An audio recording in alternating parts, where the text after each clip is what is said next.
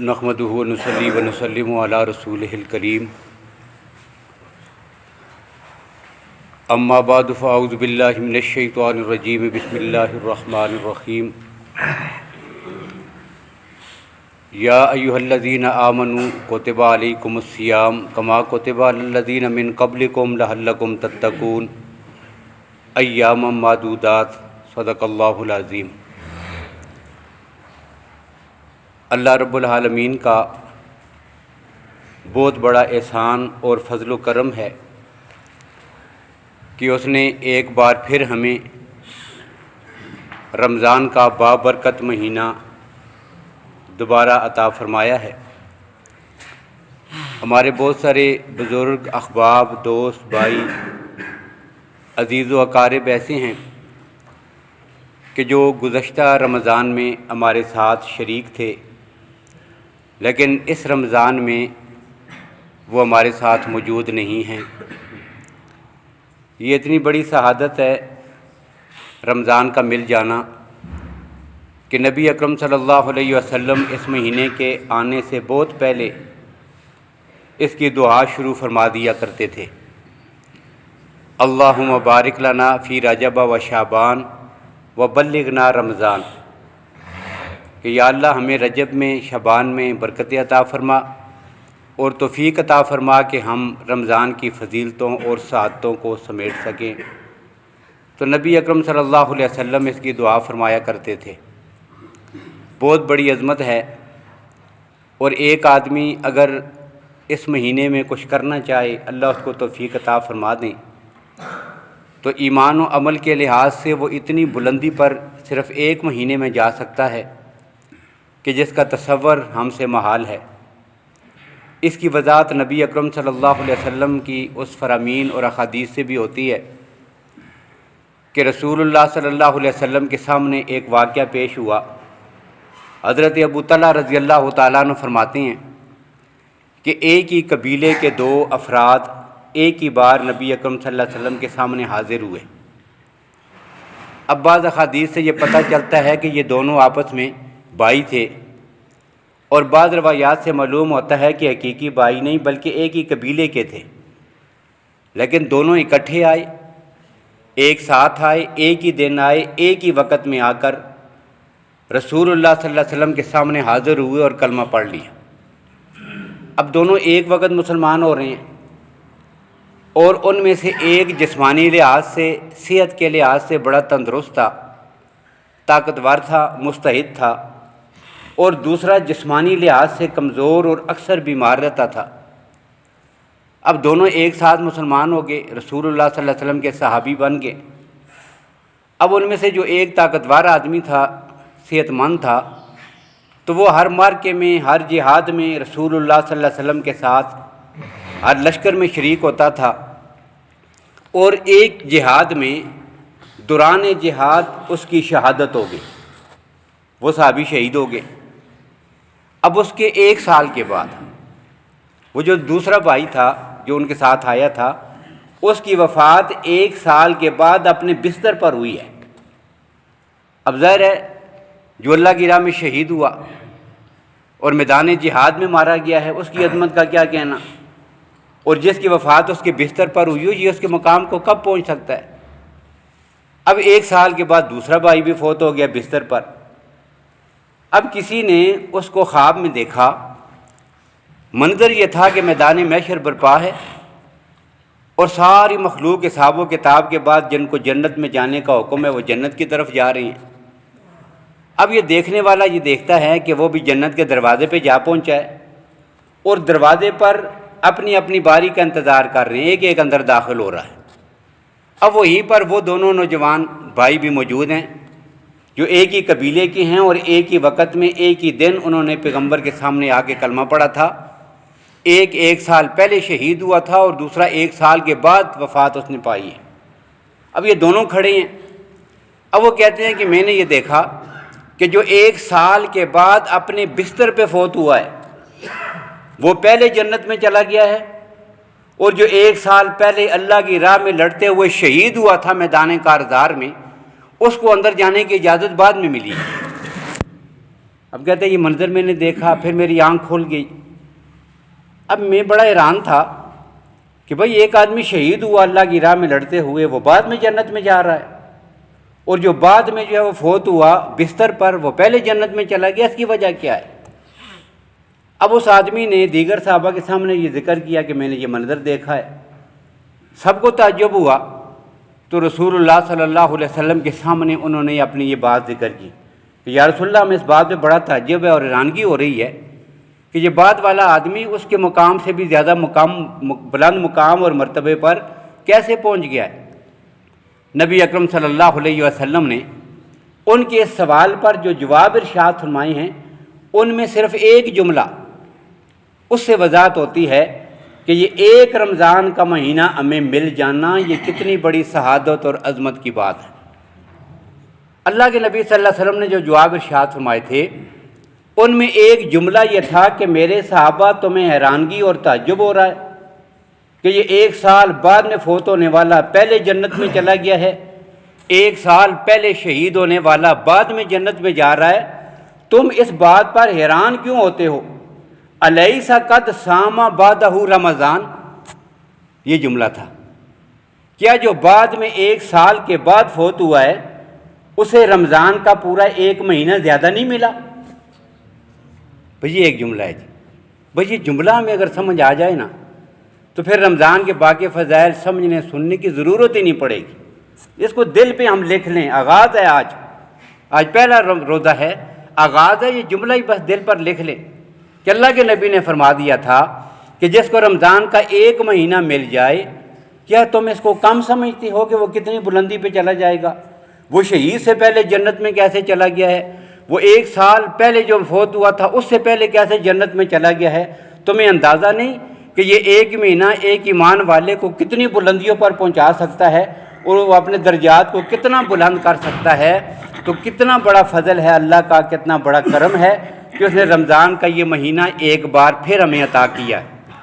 اہل ایمان اس میں کتنی ترقی اور عروج حاصل کر سکتے ہیں، یہ ان کے اعمال، رویے، کردار اور عمل پر منحصر ہے۔ تو اللہ تعالی ہمیں اس مہینے کی قدر کرنے کی توفیق نصیب فرمائیں۔ پھر قرآن پاک کا شریعت کا جو ایک اصول اور ضابطہ ہے کہ باقی دنیا میں آپ جہاں بھی دیکھیں جو بھی قانون بنتا ہے، اللہ کی دنیا کے سارے قوانین میں جو بھی کام کروایا جاتا ہے یا روکا جاتا ہے وہ بائی آرڈر ہوتا ہے، اوپر سے کوئی حکم مسلط کر دیا یوں کرنا ہے یوں نہیں کرنا۔ لیکن قرآن پاک اور شریعت کا مزاج یہ ہے کہ جہاں بھی کوئی حکم دیا گیا، اللہ کی ذات جبراً کسی حکم کو اپنے بندوں پر مسلط نہیں کرتے، بلکہ اس پہ عمل کرنا اللہ کی ذات پہلے اپنے بندوں کے لیے آسان بناتے ہیں، اس کی ترغیب دیتے ہیں، اس کے فوائد ذکر کرتے ہیں، اس میں آسانیاں پیدا کرتے ہیں۔ اور شریعت کا کوئی حکم ایسا نہیں ہے کہ جس کو ادا کرنا بندے کی طاقت اور سکت سے باہر ہو۔ لا یکلف اللہ نفسا الا وسعہا، اللہ کسی بندے کو ایسے عمل کا مکلف بناتے ہی نہیں کہ جو اس کے بس میں نہ ہو۔ جو بھی اللہ نے حکم دیے ہیں وہ بندے کے اختیار اور بس میں ہے، آدمی آسانی سے عمل کر سکتا ہے۔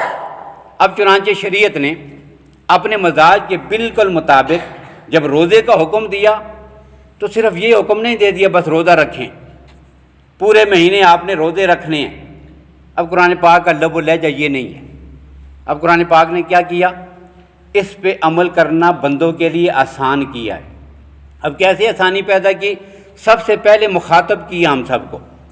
اب وہ خطاب کیا، یا ایھا الذین آمنوا، اے میرے ایمان والے بندو، اے ایمان والو۔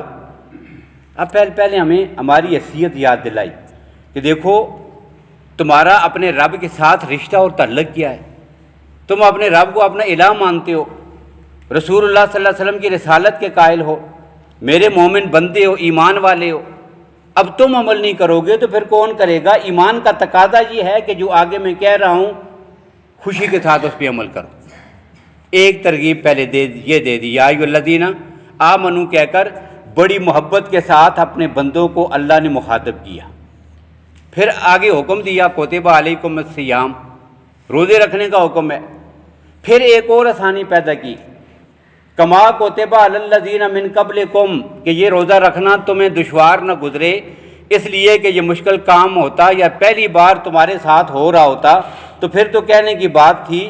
اللہ نے ہر امت پر، پہلے لوگوں پر بھی اللہ نے روزے فرض کیے تھے، اور حدیث سے بعض مفسرین کے اقوال سے، مفسرین کی تفاسیر سے یہ بات معلوم ہوتی ہیں کہ اللہ نے روزہ حضرت آدم علیہ السلام سے ہی شروع کر دیا تھا۔ بعض مفسرین نے لکھا اللہ نے حضرت آدم علیہ السلام کو جب جنت سے نکال دیا تھا، زمین پر آ گئے، اب کہاں جنت کی نعمتیں، وہاں کی آسانیاں، وہاں کی آسائشیں، راتیں، اور کہاں یہ دنیا کی پریشانیاں اور مصائب۔ اور جب آئے تھے تو پریشانی بھی کتنی گزری تھی، اللہ کے سامنے روتے رہے، ربنا ظلمنا انفسنا، حضرت حوا کسی اور جگہ پر، حضرت آدم کسی اور جگہ پر اللہ کے سامنے رو رہے ہیں، استغفار کر رہے ہیں، یا اللہ ہم سے بھول ہو گئی ہے۔ اب اس صاف اور بور پر اللہ کے سامنے رو رہے ہیں، توبہ کر رہی ہیں۔ اب جنت کے سارے آرام، سکون، راتیں وہ بھی چھن گئی، زمین پر آ گئے۔ ایسی حالت میں ظاہر ہے جسمانی طور پر بھی اور صحت میں بھی تبدیلی تو آتی ہے، فرق تو پڑتا ہے۔ اب وہ جنت والی رونق اور جسمانی طاقت اور قوت وہ بھی ختم ہو گئی۔ اب کہتے ہیں مفسرین نے لکھا کہ چلتے چلتے وہ پانی کے ایک چشمے کے پاس چلے گئے۔ حضرت آدم چل رہے تھے، زمین سے پانی نکل رہا تھا، صاف پانی تھا، اس چشمے کے کنارے پہ گئے، پانی میں اپنا چہرہ نظر آیا۔ اب دیکھا وہ جنت میں کیسا تھا، اب تو بڑا کمزور بھی ہو گیا ہوں، رنگت بھی تبدیل ہو گئی ہے، وہ ساری رونق جو جنت میں میرے چہرے پر تھی وہ بھی ختم ہو گئی ہے۔ یا اللہ یہ کیا ہوا؟ اللہ نے فرمایا آدم وہ جنت تھی، یہ دنیا ہے۔ عرض کیا یا اللہ اب پھر اس کا کوئی علاج ہو سکتا ہے؟ تو اللہ نے فرمایا کہ ہاں اس کا ایک علاج ہے، وہ یہ ہے کہ آپ صبح سے لے کر شام تک یہ جو اوقات ہیں ان میں کھانا پینا چھوڑ دیجیے، جس کو روزہ کہتے ہیں۔ آپ روزہ رکھیں، پھر آپ کے چہرے کی وہی رونق اور رنگت اللہ لوٹا دیں گے۔ اب کہتے ہیں ایک دن کا روزہ رکھا، پھر دوسرے دن کا روزہ رکھا، اور جب 3 روزے مکمل ہوئے تو وہی جنت والی چمک حضرت آدم کے چہرے پہ پھر لوٹ آئی۔ اب یہ جو ہر مہینے میں نبی اکرم صلی اللہ علیہ وسلم فرمایا کرتے تھے نا، 3 روزے آپ رکھا کرتے تھے، رمضان کے روزے فرض ہونے سے پہلے اللہ کے نبی صلی اللہ علیہ وسلم محرم کا روزہ مفسرین نے لکھا کہ فرض تھا، پھر جو ہے وہ ہر مہینے کے 3 روزے رکھا کرتے تھے۔ یہ 3 روزے وہی ہیں، اور 3 روزے انہی طریقوں میں رکھا کرتے تھے جب چاند جو ہے وہ اپنے جوبن پر ہوتا ہے، 13، 14، 15، ان کو ایام بیض کہتے ہیں۔ اب ایام بیض کہنے کی بھی 2 وجوہات ہیں۔ ایک وجہ یہ ہے کہ ان دنوں میں چاند مکمل اور پورا روشن ہوتا ہے، اور دوسری وجہ یہ ہے کہ یہ وہ 3 روزے تھے جن کی وجہ سے اللہ نے حضرت آدم کے چہرے کی چمک اور روشنی کو دوبارہ بحال کر دیا تھا۔ تو کما کتب علی الذین من قبلکم کہہ کر دوسری جو ہے وہ ترغیب دے دی کہ پہلے لوگ بھی رکھتے رہے ہیں۔ اب تھوڑا سا اور انسان کا کوئی اطمینان ہوا۔ اللہ نے پھر تیسرا جملہ کہا لعلکم تتقون، اس پر تمہیں ایسے انعامات ملیں گے تم تصور نہیں کر سکتے۔ اب اس جملے میں روزہ رکھنے پر انعامات کا ذکر ہے۔ اب یہ لعلکم تتقون کی تشریح انشاءاللہ آئے گی کہ یہ کیسے انعامات ہیں اور کن کن انعامات کا ذکر ہے، یہ اس کی تفصیل میں بات کھل جائے گی۔ اب سارے انعامات کا ذکر کیا اور آسانی پیدا ہو گئی، پھر ایک اور آسانی پیدا کی، وہ یہ کہ ایک آدمی کوئی کام شروع کرتا ہے، بڑا مشکل ہے، اس کا آغاز کر رہا ہے، مشکل ہو رہا ہوتا ہے، سوچتا ہے یا اللہ یہ کیسے ہوگا۔ اب تسلی دینے والے اسے کیا کہتے ہیں؟ اسے کہتے ہیں بھائی خیر کوئی بات نہیں، چند دنوں کی تکلیف ہے اور پھر آسانی ہو جائے گی۔ چند دنوں کی تو بات ہے، یہ ساری زندگی تمہیں تھوڑا ہی کرتے رہنا ہے، بھائی برداشت کریں، اس پر جو بعد میں ملے گا تو وہ بہت بڑا ہے۔ اب اللہ کی ذات نے یہ جملہ کہا ایام معدودات، کہ میرے بندو میں سال بھر تمہیں روزہ رکھنے کا تھوڑا ہی کہہ رہا ہوں۔ ایام معدودات، گنتی کے چند دن ہیں، گزر جائیں گے، اور اس پر دنیا اور آخرت میں تمہیں جو ملے گا تم اس کا تصور نہیں کر سکتے۔ اب یوں اللہ نے ان روزوں کو کتنے آسان اسلوب میں قرآن پاک میں ذکر کیا ہے۔ یہ تو اس کی ابتدائی اور تمہیدی باتیں تھیں آج جو میں نے ذکر کی ہیں۔ اب یہ تمہید ذکر کرنے کے بعد انشاءاللہ آگے چل کر ہماری ترتیب یہ ہوگی کہ رمضان کے مسائل بھی آپ کے سامنے ذکر ہوں گے، مسائل کے بعد آپ کے سامنے رمضان کے فضائل بھی آئیں گے قرآن و حدیث کی روشنی میں۔ اس کے علاوہ رمضان میں کچھ پیش آنے والے اور واقعات کا ذکر بھی ہوگا، پھر جو دیگر ایام بچ جائیں گے ان میں رمضان کی عبادات کے حوالے سے کچھ باتیں ہو جائیں گی، اخلاقیات کے حوالے سے کچھ باتیں آپ کے سامنے آئیں گی۔ تو اللہ تعالیٰ ہمیں صحیح معنوں میں اس مہینے کی حقیقت اور عظمت کو سمجھ کر اس مہینے کو گزارنے کی توفیق نصیب فرمائیں، اور کما حق کا ہو اس کی برکتوں اور سعادتوں سے ہم سب کو فیض یاب ہونے کی توفیق نصیب فرمائیں۔ اللہم لک الحمد کما انت آلہ فصل وسلم علی سیدنا محمد کما انت آلہ وافعل بنا ما انت آلہ فإنک آل التقوی وآل المغفرہ۔